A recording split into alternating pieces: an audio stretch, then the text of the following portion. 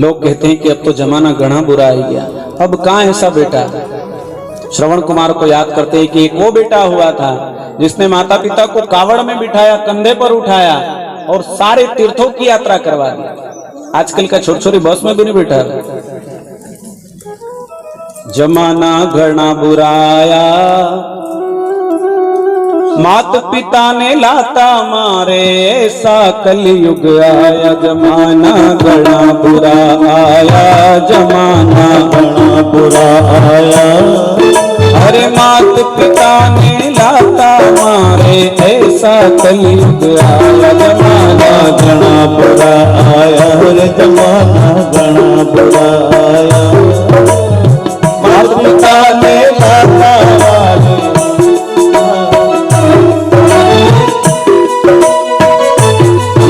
कि जमाना बदल गया, जमाना बदल गया, पर जमाना कभी नहीं बदलता, इंसान बदल जाता है।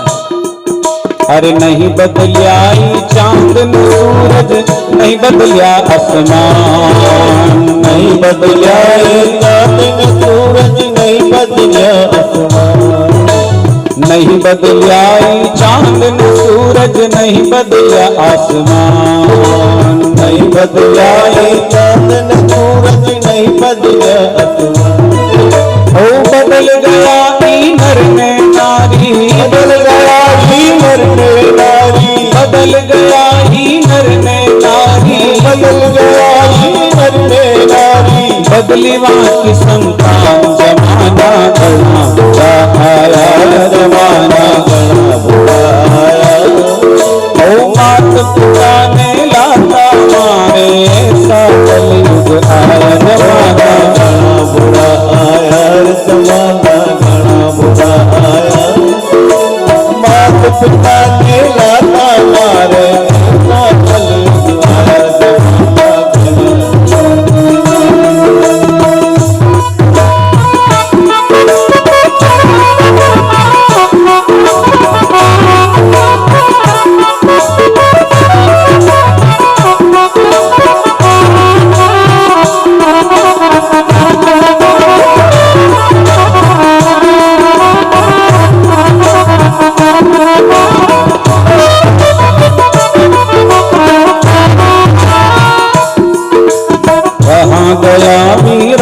लखन शत्रुघ्न भरत सा भाई, कहाँ गया राम लखन सा भाई। अरे कहाँ गया राम लखन शत्रुघ्न भरत सा भाई, कहाँ गया राम लखन शत्रुघ्न सा भाई। भाई का सुख में अपना सुख है, भाई का सुख में अपना सुख है, ऐसी प्रीत निभाई। जमाना घना बुरा आया, जमाना घना बुरा आया। ओ मात पिता ने लाता मारे, ऐसा कलयुग आया। जमाना घना बुरा आया, जमाना घना बुरा। माता पिता ने लाता मारे,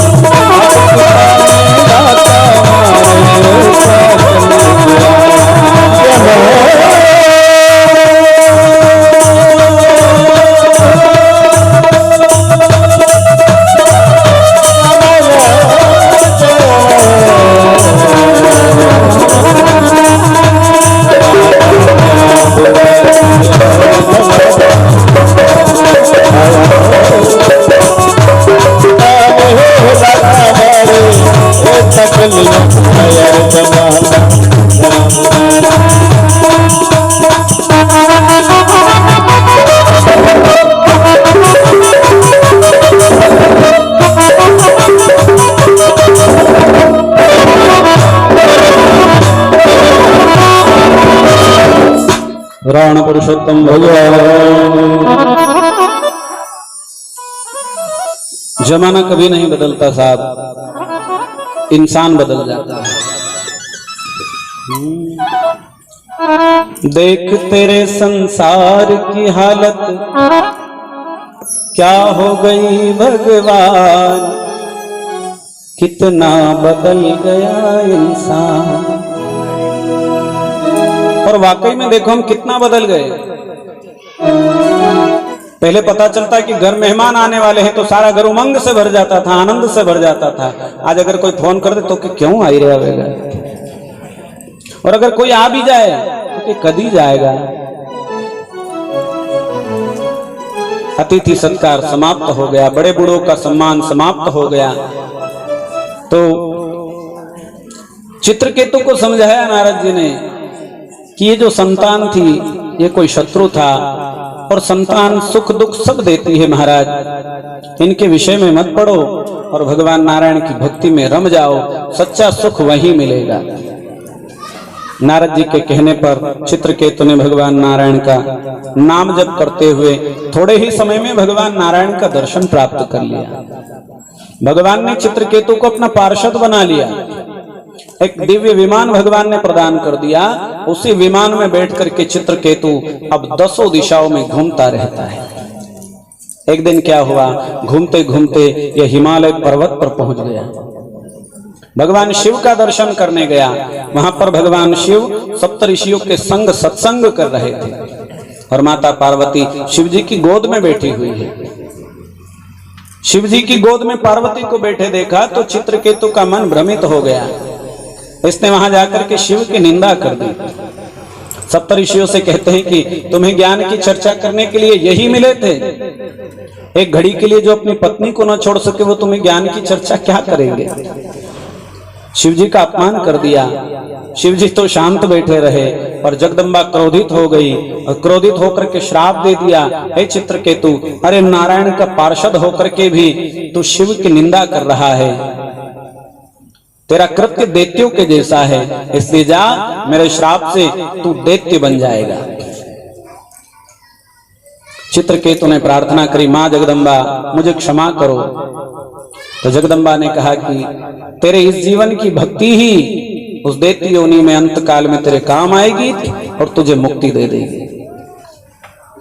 सुखदेव जी कहते हैं, राजन वही चित्रकेतु वृत्रासुर बना, और पूर्व जन्म की भक्ति के प्रभाव से अंत काल में भगवान नारायण का दर्शन करके उस वृत्रासुर ने परम पद मोक्ष को प्राप्त कर लिया। बोलिए नारायण भगवान की।